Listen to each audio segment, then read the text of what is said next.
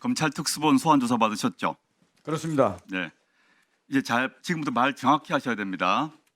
아까 박범계 의원이 말하는 데 있어서 언론 보도에는 한 번 윤석열 대통령이 전화를 했다고 했지만 박범계 의원의 질문에 한 번 더 윤석열 당시 대통령이 총 2번 전화했다고 답하셨죠? 그렇습니다. 내용은 말할 수 없다고 하셨죠? 그렇습니다. 그런데 제가 아는 바로는 윤석열 대통령이 총 3번 전화했죠. 답 정확히 하셔야 됩니다. 총 3번 전화하셨죠. 2번입니다. 3번 아닙니까? 세 잘 생각해 번째 보십시오. 세 번째는 제가 통화하지 않아서 모르겠습니다. 제가 통화한 건 2번입니다. 어제 특수본 출석하실 때 자술서 제출하셨죠. 그렇습니다. 네. 자술서 제출하고 진술을 하는데 검찰 특수본 그 수사 담당 검사가 곽 사령관님에게 질문을 하는데 질문 내용에서 이번 내란 음모와 내란 실행 등등과 관련해서 김용현 중심으로 이것이 이루어진 것처럼 질문했죠. 윤석열이 아니라 김용현 중심으로 이것이 다 진행된 것처럼 질문했죠. 곽 사령관님의 답을 묻는 게 아닙니다. 검사가 그렇게 질문했죠. 그렇습니다. 이 점이 매우 중요합니다.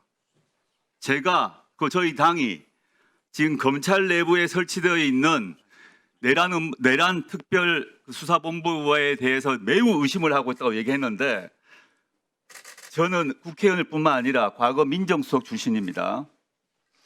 어제 곽 사령관한테 질문을 던지는 자들이 검찰 특수본 검사 질문이 윤을 중심으로 묻지 않고 김용현 중심으로 질문을 하면서 김용현이 중심이고 윤석열이 부차적인 것처럼 질문을 곽 사령관한테 했어요.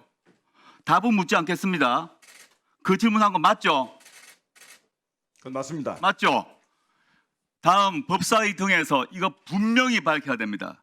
저는 지금 이 검찰의 특수수사본부장 포함해서 그 본부장이 현재 한동훈 국민의힘 대표와 함께 현대고등학교 서울법대 2년 후배라는 거 알고 말씀드렸고 그 박 본부장의 장인과 그 박 본부장의 아버지와 한동훈의 장인 사이가 막역한 사이라는 얘기를 이미 밝힌 바 있는데 어제 질문에서 그렇게 질문을 했습니다.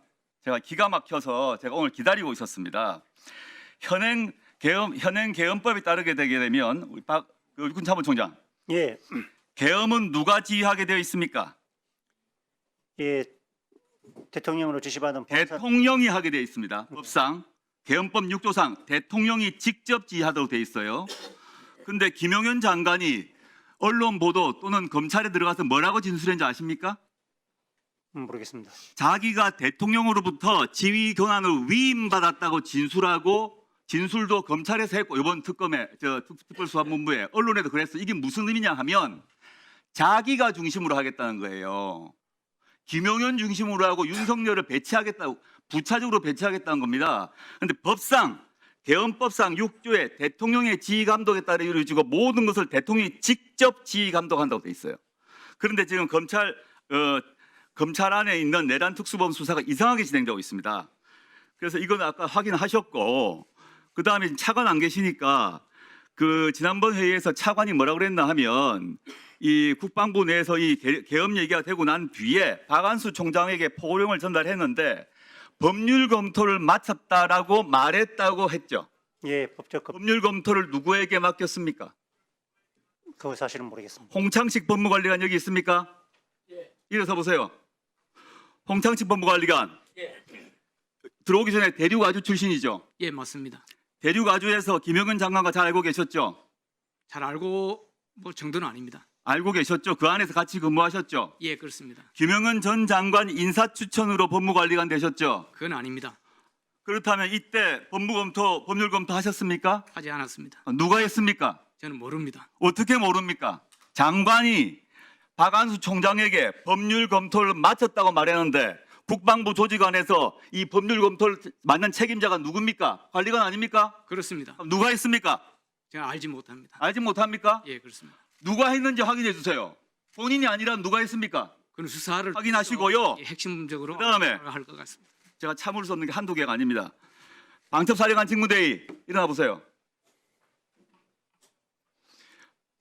언론 보도에 났습니다만은 대통령이 국방부 장관을 통해서 저를 포함해서 피체포 의원들을 과천 방첩사 지하 구금 시설로 체포해서 넣으라고 지시했죠. 그런 사실 없습니다. 본인이 못 들었다는 거 말고 그건 알고 있죠. 그런 모릅니다. 지시를 했다는 거 알고 계시죠? 모릅니다. 언론 보도 안 봅니까? 언론 보도에 난 것은 언론 보도에 난 거 봤습니까? 안 봤습니까? 안기부 1차장한테 지시했고 그 내용을 현재 경찰청장도 그 얘기를 지시를 받았다는 얘기를 한 걸 못 들었어요? 언론 보도 못 봤습니다. 아 그래요? 예. 좋습니다.